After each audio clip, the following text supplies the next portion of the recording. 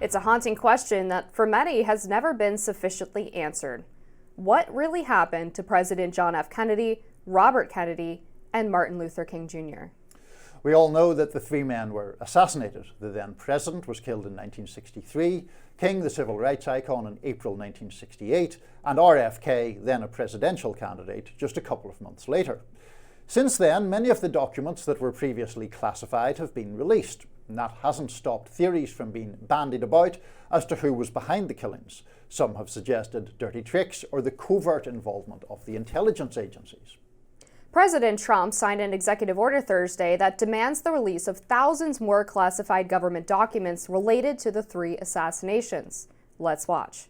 We will also reverse the overclassification of government documents, and in the coming days, we are going to make public remaining records relating to the assassinations of President John F. Kennedy, his brother Robert Kennedy, as well as Dr. Martin Luther King Jr., and other topics of great public interest. It's all going to be released, Uncle Sam. President Trump's son, Don Jr., posted, quote, JFK, RFK, and MLK Jr. files released, more promises made and kept. The Young Turks' Cenk Uygur wrote, quote, Trump ordering the release of government files on JFK, RFK, and MLK assassinations is a great thing. I don't know how much of the real evidence is in there, but I'll take it. And I'd like to remind my friends on the left, releasing the files was originally a left-wing position. Political analyst and professor of poli-sci at UVA, Larry Sabato, posted, quote, Americans have waited 61 plus years through 11 presidents for the full release of secret JFK docs. At last, we're still waiting. The odds that all files will be out in 15 days or 45 days are not high, especially if left to government agencies that have buried accountability for decades. So that's the difficult part here, Niall. We still have to wait. This is not an immediate release, up to 45 days for a lot of these files. And I think, for people who do have suspicion about government involvement in these assassinations, one of the issues is, did the people involved already destroy or conceal a lot of the documentation that would have shown their involvement? I'm really worried that this is not going to be the bombshell that so many are hoping for. Yeah, I think that's a very valid point. There have been an enormous number of documents already released. There is a comparatively modest number still awaiting release. I think they should be released, to be perfectly clear, and I think it's a good thing that Trump is releasing them. I think that most people who have studied particularly the JFK assassination, which is perhaps has certainly bred the most theories, I would say, of all of those three terrible assassinations. There does not seem a real expectation that there will be some bombshell discovery. Now, the Kennedy assassination, the John F. Kennedy assassination, is one of those ones that, to say it is a conspiracy theory to not believe the government is not really accurate. It's one of the few things in American history where opinion polls have never shown people believing the official version of events, which is that Lee Harvey Oswald, acting alone, killed him and was then sort of killed while in police custody by Jack Ruby.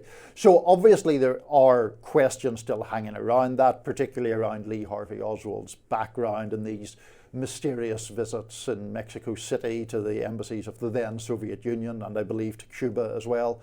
So there are lots of things to be opened up there. I think that it is better to have more information rather than less, and I think that it is completely valid to say that the left used to be more skeptical of intelligence agencies, not only in relation to these assassinations, but in the whole history of the use of the COINTEL program, which was used to discredit more militant black groups in the 1960s and 70s and so forth. Yeah, there was a lot of skepticism from the left about ICs until even just a few years ago. And one of the reasons that you actually saw a lot of independent journalists leaving The Intercept was because they felt even that outlet had been, to some extent, sort of captured by intelligence community sources. And it's been fascinating to watch this not quite right-left crossover, but almost a shifting of some left voices towards a more centrist position towards the now Republican view that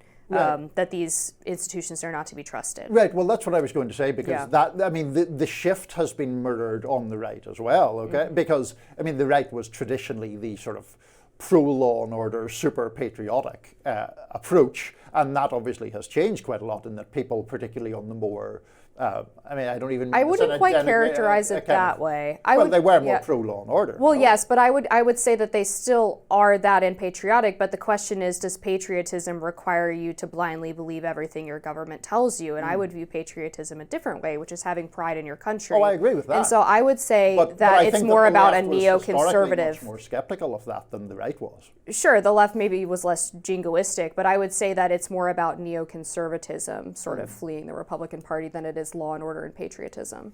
Well, I think that in terms of the overall view of society, conservatives tend to believe more in hierarchies and in authority, I would say, and I think that that has shifted in the recent past in terms of being more skeptical of that where it pertains to the FBI and various other intelligence agencies. Now, to this point here, I do think it's worth saying on these cases that the fact that there is suspicion around them, we don't want to just throw them all in and say they are all the same. In RFK's case, for example, Sirhan was a Palestinian Jordanian man who appears to have killed Kennedy because he was hostile to Kennedy's support for Israel. And I have read and watched some of the theories around why he's not really guilty, and I haven't found them all that persuasive. So, I mean, we'll see what comes out, but I think that it is worth noting the differences in these various cases. Yeah, well, we do know that Lee Harvey Oswald's last words were, "I'm a patsy," which is also what somebody who did it would say, but sure. But he could have been telling the truth. Yeah, no, absolutely, and it creates all sorts of suspicion around these facts. Like you, I think perhaps there will be. I worry that expectations are getting a little bit out of hand here, and that people think there's going to be. I shouldn't use the term smoking gun in these circumstances because it's not the best metaphor, but there is going to be massively incriminating evidence. I'm not sure that that will be the case. I'm not sure that if every single document is released, it will put paid to public skepticism of the official accounts. I would just think if the CIA was involved, which is sort of the popular prevailing theory. In John F. Kennedy. Mm-hmm. And MLK, I would say that they would have probably covered their tracks pretty significantly in the idea that they just filed all of the proof of their involvement away and hope that a president never emerged. Yeah. What is interesting about Trump doing this now, though, is he talked about it in his first term, apparently saw the files and then decided not to do it, which has led some people to really get excited about what might be in there. Maybe even Trump was so horrified by the evidence he couldn't do it. He took the advice of the intelligence community, at least to some extent, in what he chose not to release first time. That's right. Alrighty, the March for Life is happening in DC today, and we'll be talking about that up next. Stay with us.